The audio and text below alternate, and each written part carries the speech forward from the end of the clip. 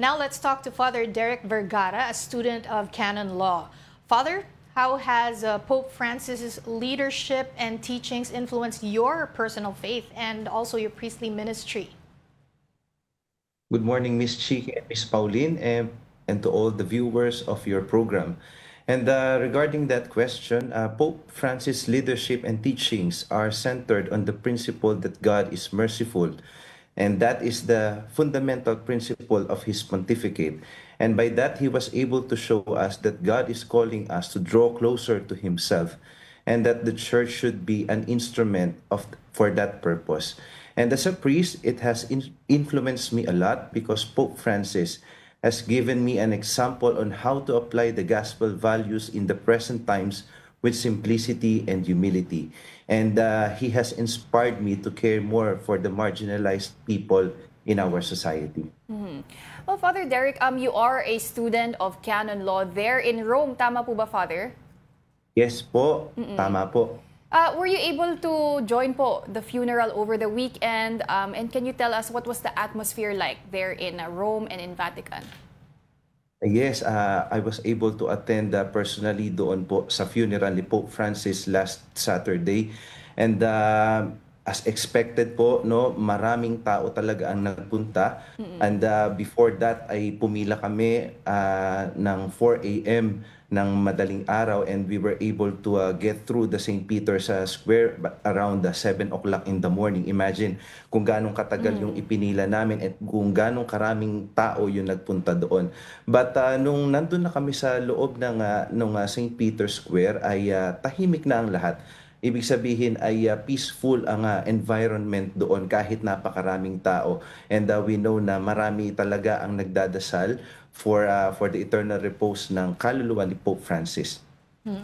Father, ano po yung sa tingin po ninyo, no, how will this shift, I guess, no, dito sa Catholic leadership impact, especially dito sa Philippines, no, yung ating Catholic Church? Okay.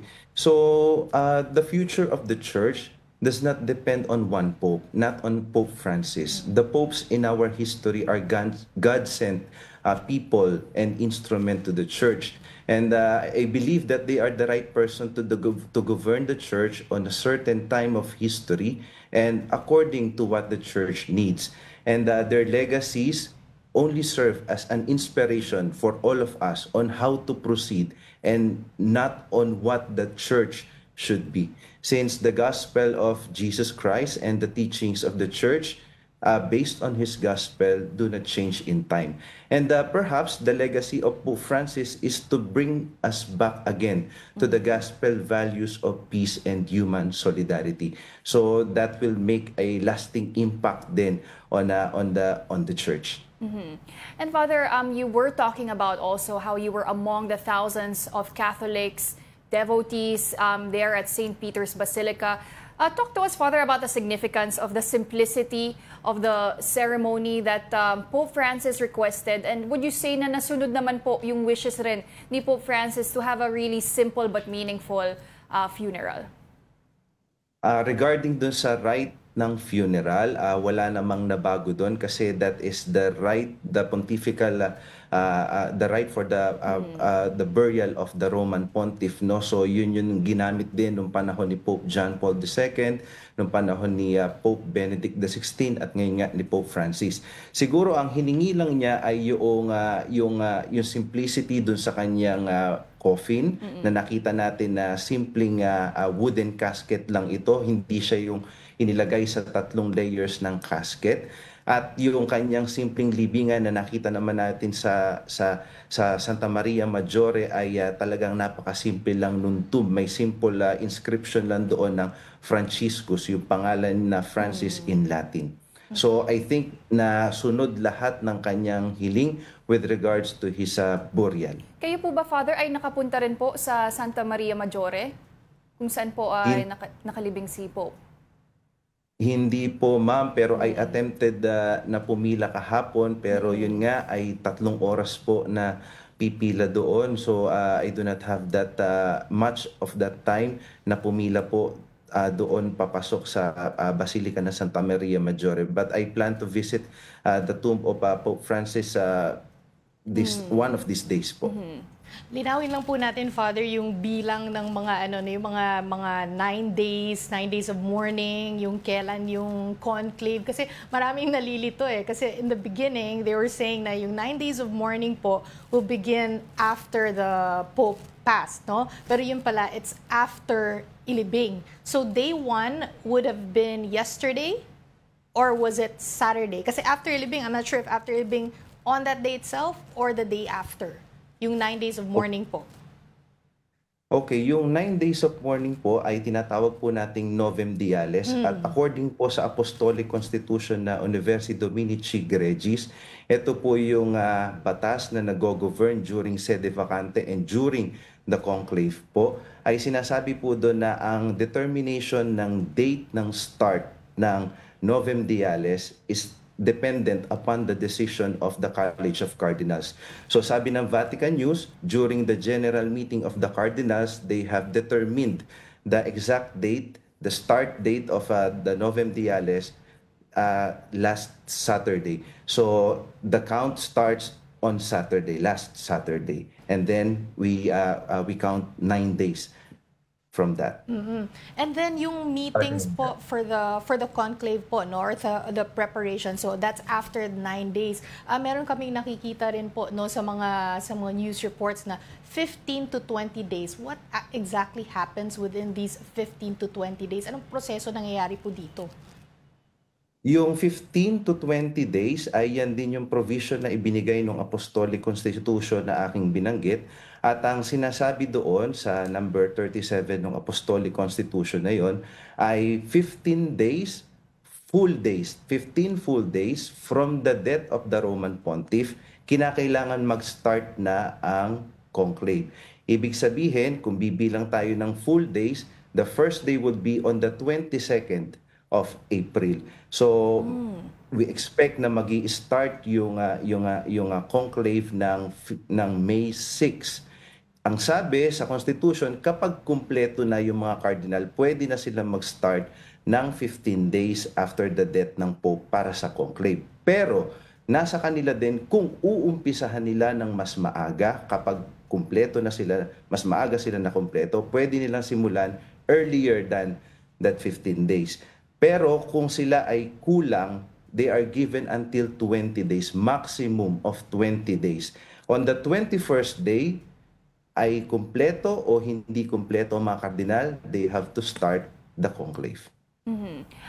Well, Father, since we are on the topic of the conclave and the succession of the papacy, in your thoughts, Father, dapat po ba natin ituloy yung inclusivity na sinimulan ni Pope Francis within the Catholic Church? Or would you say there's also a strong pushback from conservatives, from traditionalists within the Vatican?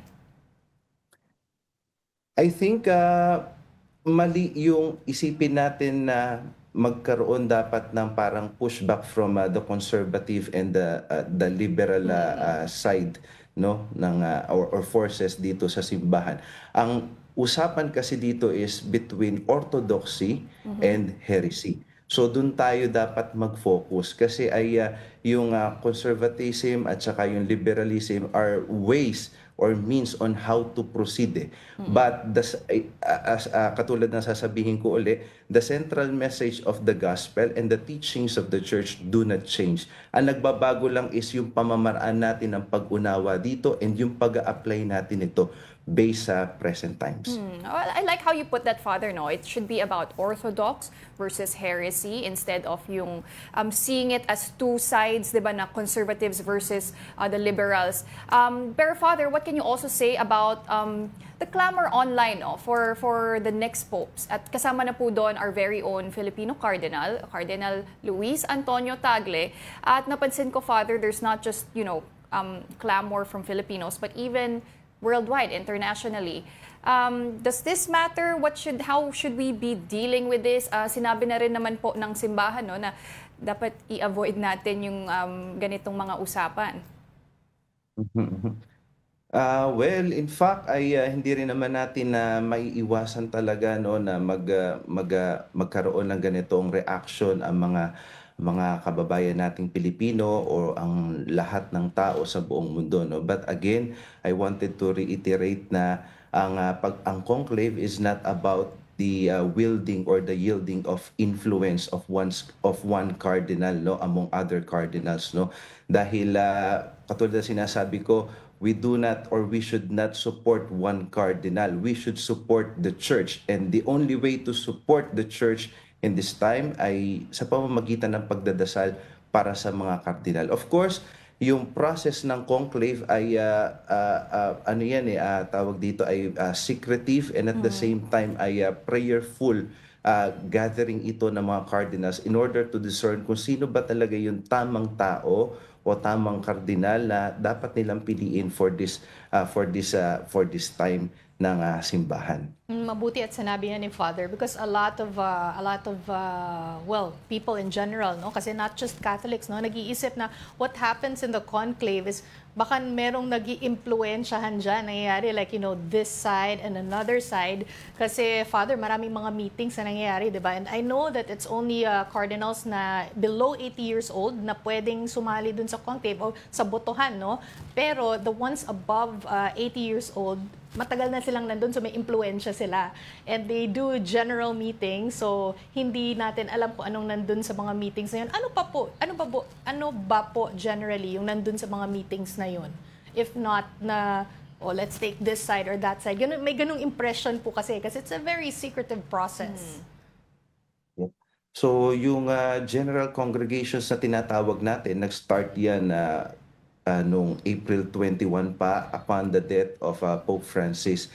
And the unang part ng pinagmimitingan doon is to determine nga kung ano yung mangyayari during the funeral of the Roman Pontiff. But ngayon ay tapos na yon. So yung mga susunod successive meetings na gagawin din nila ay para na doon sa preparation para sa conclave. Ngayon, with regards dun sa kung ano yung pinag-uusapan nila, are they tackling important church issues? Totoo yun.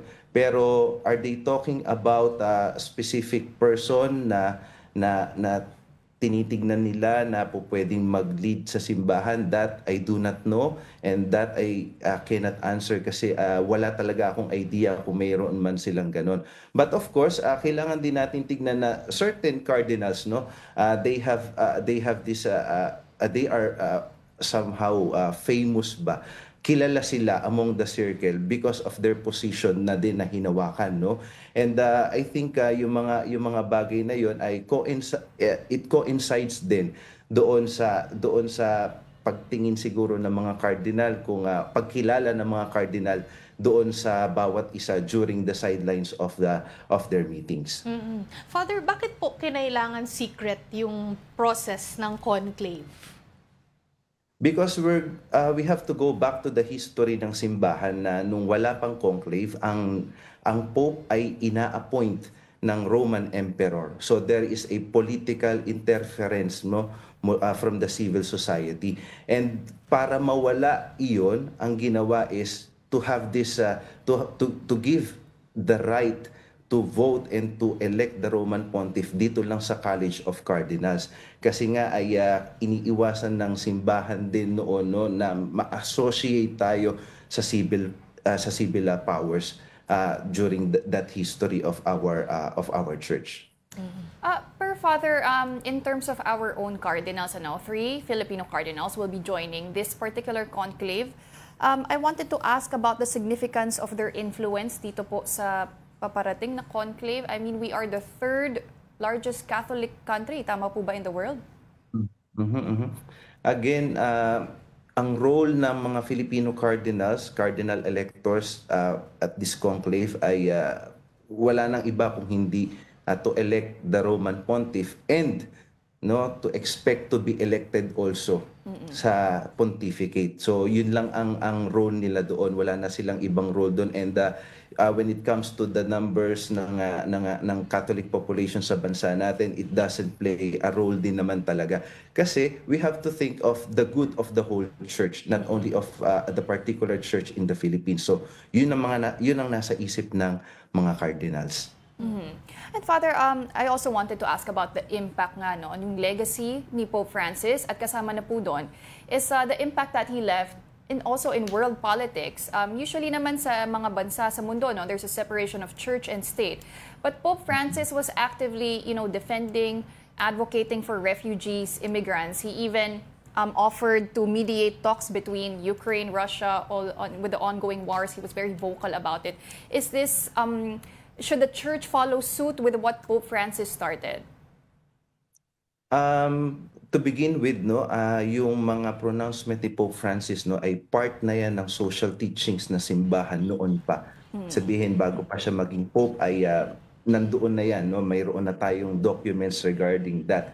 Siguro si Pope Francis lang yung nagbigay ng panibagong pamamaraan on how to apply the social teachings of the church in our present conditions. But the central message of Pope Francis' social teaching is based on human fraternity or human solidarity. And from the beginning, he made it clear that our faith leads us to see in the other a brother or sister to be supported and loved. And that is true faith in God. And since we are all created by the same God, if we treat each other as brothers and sisters, then inclusivity follows. No one should be rejected. Everyone should be included, cared for, corrected if needed, forgiven, and loved. And the church has taught this throughout her history because it is the same gospel values that she has been preaching and teaching for the past 2,000 years of her existence. And finally, Father, during this period of mourning, Novemdiales, in our own little ways, how can we honor Pope Francis as Filipinos dito po sa Pilipinas? We could honor for Pope Francis, no, by praying for him, no, especially in these 9 days, no. Pagdasal po natin ang kapayapaan ng kaluluwa ni Pope Francis, and makakapagpasalamat lang din tayo sa kanya ng totoo kung tayo ay masusunod natin or mabibigay din natin, no, yung ibinigay na example ni Pope Francis para sa mga kapwa-tao natin in ordinary ways na magagawa natin. All right, well, thank you very much for your time and your insights this morning. Thank you for joining us, Father Derek Vergara.